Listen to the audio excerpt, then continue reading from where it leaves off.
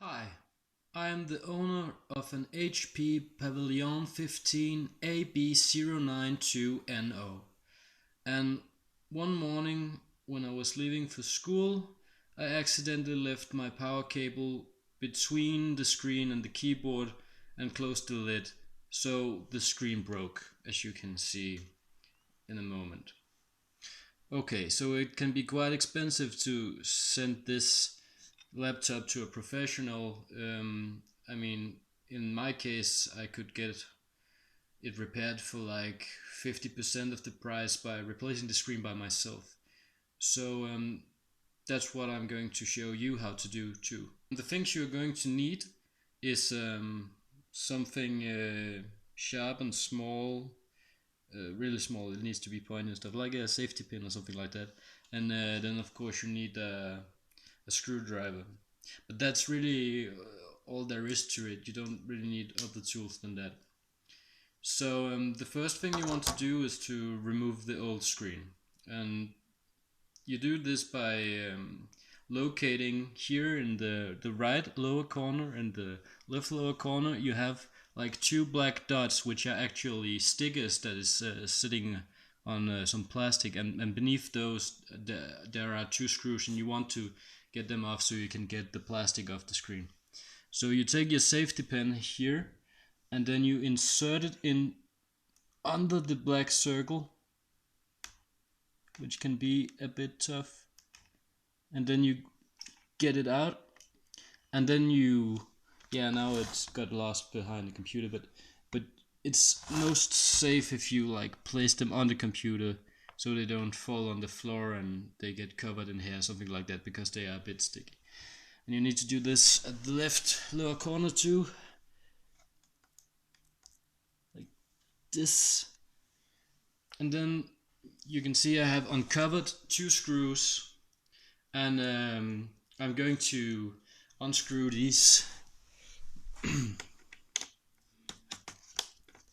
Of course, it could be easier if I had a better screwdriver. So generally I think it's a good idea to invest in some good tools, but I didn't have many because it's like I moved in my own apartment like 4 years ago, and I used a lot of my time on studying, and I have not really established a life yet as a full adult. So we just need to unscrew the right one.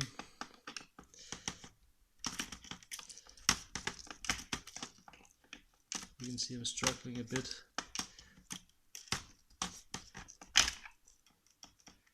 Oh, and of course it's a good idea that you have some kind of container for your screws.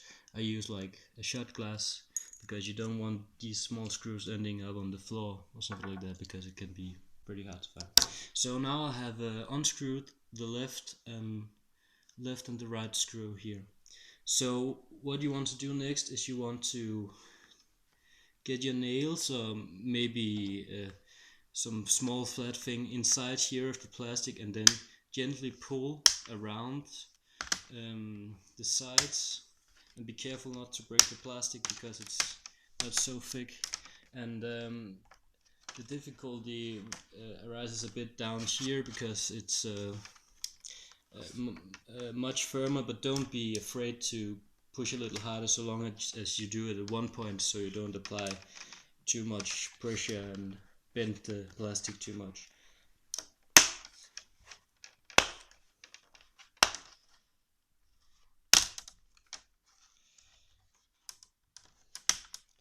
Okay, so then you can just take the lid a bit down, and then you can like bend the plastic off.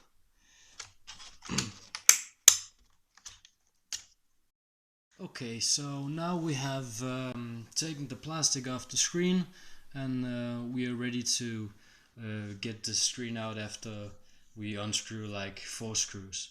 And as one can see, the second leftmost screw here needs to be unscrewed, and the same applies to the second rightmost screw here, and then there are a screw in the right bottom corner and in the left bottom corner, and it's 4 screws in total that you have to unscrew to get the screen out. You don't have to do anything about the leftmost screw in the top corner and the right corner. So I'm going to unscrew these 4 screws, and of course you still have to remember to put them in some kind of small container so they don't roll off the floor.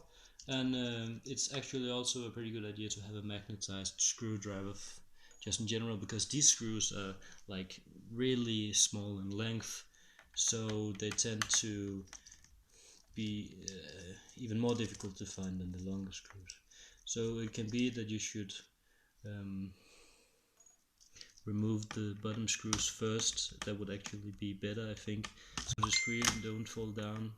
You can see that when I do it like this, I have to hold the screen with my finger while unscrewing the last screws.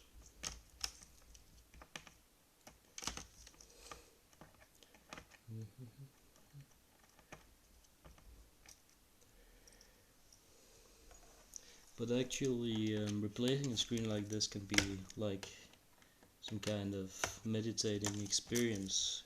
I mean, if you don't do it every day and you have to do it with like 300 computers, but if you just you want to learn some small stuff about hardware or something. I mean, I'm not a professional or anything like that, but I just think it's interesting to look inside a computer and see how compact a laptop is and how everything has to be the exact right size and stuff to fit inside the case. Okay, so I have unscrewed all the 4 screws now, and then I can take my nails or some flat object, and then I can take the screen out gently. Oh, not so gently, but it doesn't matter so much because it's broken. So now the screen is off, and we have to remove the tape here from the cable going from the computer inside the screen, and then you have to like gently take out this plug. You can just do it by pulling it a bit on both sides, but be careful not to break anything. Okay, so you take it out, and then to find out what screen you have to use, you like look here something that there should be a mark someplace showing which model of the screen it is, but really I think that the only possibility for this computer is the HP 156FH1-401. So I went looking for this screen on the internet, and I found one available to be bought at laptopscreen.com. So now you have to do the reverse process with the new screen. So the first thing you have to do is that you have to insert the cable from the computer into the socket of the screen. And this is probably the most difficult part of the whole task. And it's not so hard if you use 2 hands. And then you make sure the tape is good to go. And now you take the screen which has been plugged in, and you find the right way to insert it.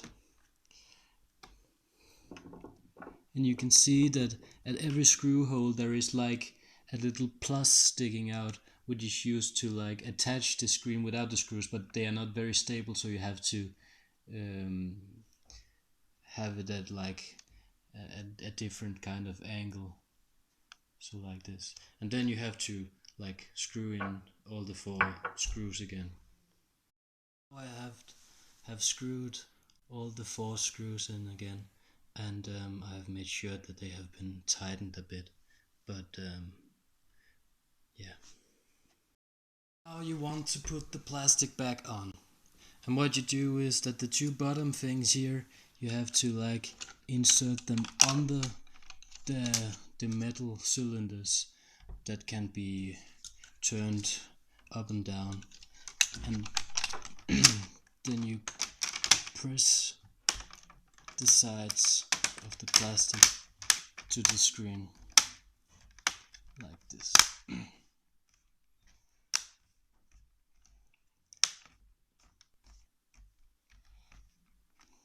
And then you can take the lid down, and then here you just press a bit down here and here just to make sure that the plastic is sitting correctly. You need to screw the two screws from the right and left corner in again. Now both of these two screws are in again, and then one just has to put the black circle stickers back into the two holes, just to make it look more neat.